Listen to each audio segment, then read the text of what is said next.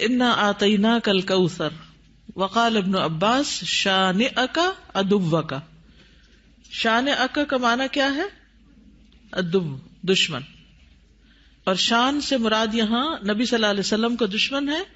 اس سے مراد عاص بن وائل، ابو جہل یا عتبہ ہے.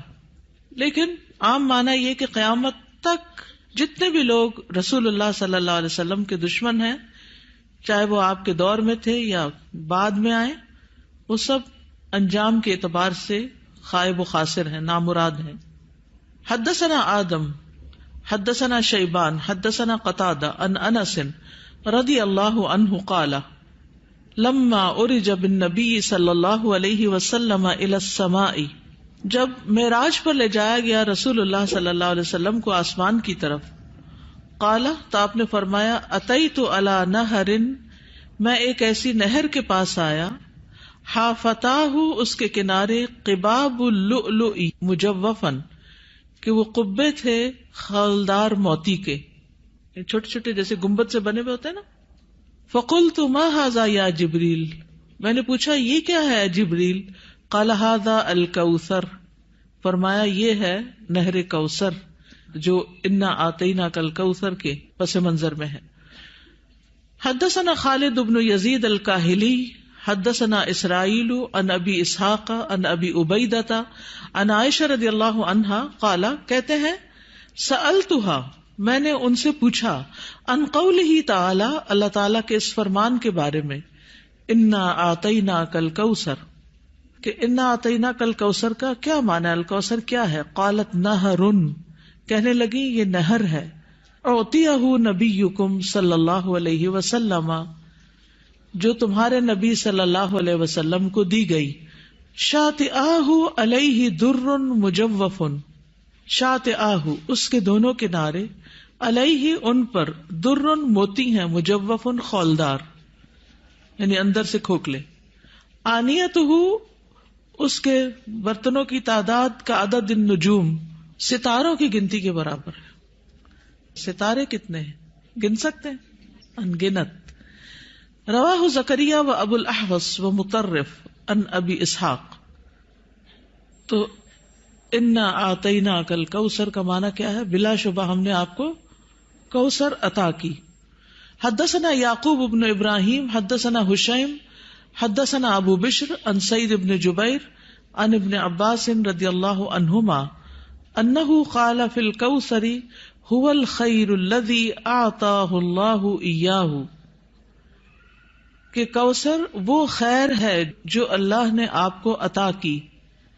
قال ابو بشر قلت لسعید بن جبیر، ابو بشر کہتے ہیں میں نے سعید بن جبیر سے کہا جو ابن عباس کے شاگرد تھے، فإن الناس يزعمون انه نہر، کہ لوگ تو یہ سمجھتے ہیں کہ وہ ایک نہر ہے، فی الجنت جنت میں.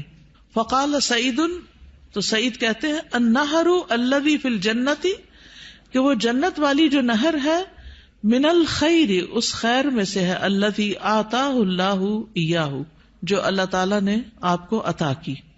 تو کوثر کا لفظ جو ہے یہ لغوی اعتبار سے کثرت سے ہے، اس سے مراد خیر کثیر ہے، جیسے کہ آگے ابن عباس کہتے ہیں. اور اس میں دوسرے معنی بھی آ جاتے ہیں، جیسے جنت میں نہر کوثر وہ اسی خیر کثیر کا حصہ ہے، یعنی خیر کثیر عمومی لفظ ہے اور پھر اس کی مثالیں ہیں جیسے نہر اور حوض وغیرہ. اسی طرح حوض کوثر کو بھی اس کا مصداق بتایا گیا ہے.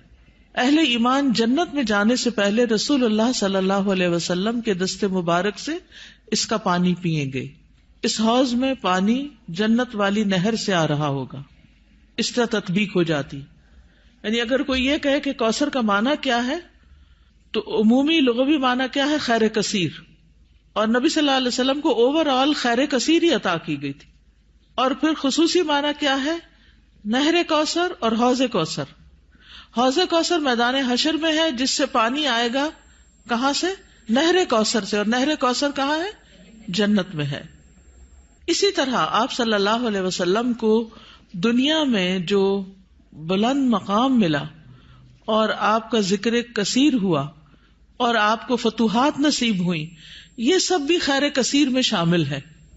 دنیاوی اعتبار سے کیا کیا ہے خیر کثیر میں شامل؟ فتوحات، بلند مقام اور ذکر کثیر. نہر کوثر کی خوشخبری سن کر آپ صلی اللہ علیہ وسلم بہت خوش ہوئے تھے. صحیح مسلم کی روایت ہے, حضرت انس کہتے ہیں کہ ایک دن رسول اللہ صلی اللہ علیہ وسلم ہمارے درمیان تشریف فرما تھے.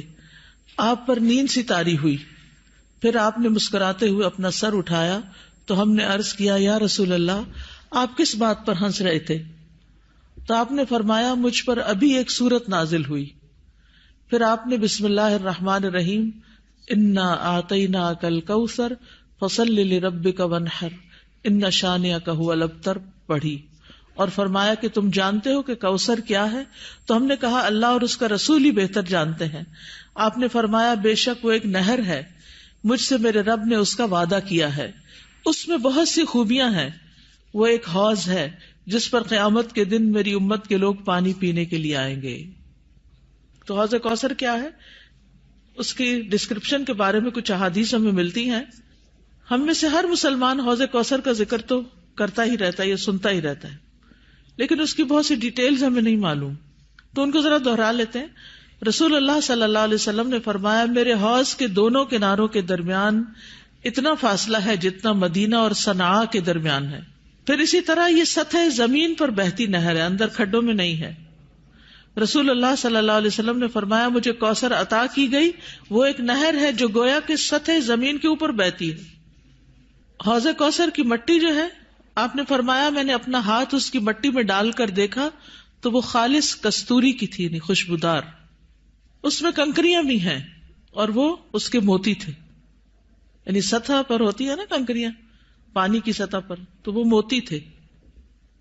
جنت سے آنے والے سونے اور چاندی کے 2 پرنالے ہیں جو اس میں گرتے ہیں.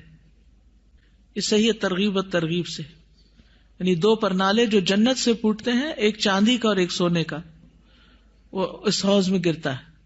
حوض پر سونے اور چاندی کے برتن ہیں. اللہ کے نبی صلی اللہ علیہ وسلم نے فرمایا, تم دیکھو گے کہ حوض کوثر پر سونے چاندی کے آبخورے ہوں گے جن کی تعداد آسمان کے ستاروں کی برابر ہے, یا ان سے زیادہ بھی روایت میں آتا ہے. اور پھر وہ برتن جنت کے برتنوں میں سے ہوں گے. کسی نے عرض کیا, یا رسول اللہ, حوض کے برتن کس طرح کے ہوں گے؟ آپ نے فرمایا, اس ذات کی قسم جس کے ہاتھ میں میری جان ہے, اس کے برتن آسمان کے ستاروں سے بھی زیادہ ہوں گے. ستارے بھی ایسی اندھیری رات کے جس میں بالکل بادل نہ ہو. پھر وہ برتن جنت کے برتنوں میں سے ہیں. اس کا پانی ٹھنڈا, میٹھا اور خوشبودار ہے. رسول اللہ صلی اللہ علیہ وسلم نے فرمایا, میرا حوض عدن اور عمان کے درمیانی فاصلے جتنا ہے. حوض کا پانی برف سے زیادہ ٹھنڈا, شہد سے زیادہ میٹھا, مسک سے زیادہ خوشبودار, اس کے آبخورے آسمان کے ستاروں کے برابر ہیں. اور ایک جگہ دودھ سے زیادہ سفید بھی آتا ہے. آئس کریم کیا چیز ہے اس کے مقابلے میں. پھر جو ایک گھونٹ بھی پی لے گا کبھی پیاسا نہ ہوگا, اس کے چہرے کا رنگ کبھی سیاہ نہ ہوگا. سبحان اللہ, یہ تاثیر ہے اس کی. دنیا میں کئی ٹوٹکے کرتے رہتے ہیں, یہ کھا لو, وہ پی لو, یہ لگا لو تاکہ رنگ صاف ہو جائے. اس کا ایک گھونٹ پی کر انسان خوبصورت ہو جائے گا. اس نہر پر پرندے بھی ہیں. فرمایا, ان کو کھانا اس سے بھی زیادہ خوشگوار ہوگا. لیکن کچھ لوگ حوض کوثر سے محروم رہ جائیں گے. وہ کون ہیں؟ جو بدعت کرنے والے ہیں, جنہوں نے آپ کے بعد دین کو تبدیل کر دیا. آپ فرمائیں گے یہ دور ہو جائیں, دور ہو جائیں.